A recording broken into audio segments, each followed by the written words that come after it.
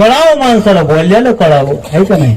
एका गावाला कीर्तनाला गेलो मी, लांब होतं तिकडे पुण्याकडं, लवकरच गेलो, दुपारी 2-3 वाजता गेलो. संध्याकाळचं कीर्तन घरी गेल्या गेल्या बघितलं, हो ती बेल वाजवली, ती आजीबाई घरात होते, आल्या.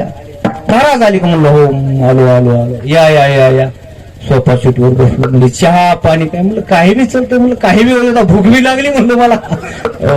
ते चहा आजी कराय आजीबाई गेल्या, त्या आजीबाईचा नातू आला माझ्याजवळ बसला, 5-7 वर्षाचा. माझ्याकडे बघितलं बघितलं बघितलं, एकाकीच म्हणला, महाराज घोडा बोला या. 5-7 वर्षाचा आणि गेलं पळून तसं म्हणून. पुन्हा अजून आलं, दरवाज्यातून वाकून बघितलं, मला म्हणतो, महाराज घोडा. तू रस्त्याला शिवर तुला सांगतो.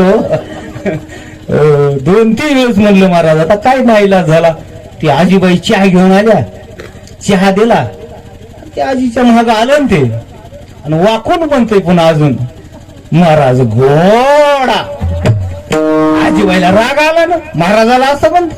महाराजाने एक कडाका लावला त्या आजीनं नातवाला, मला मस्त वाटलं. पण कडाका लावून आजी थांबली नाही. आजी म्हणली, मुड द्या, तुला गाढवातला आणि घोड्यातला फरक कळा ना.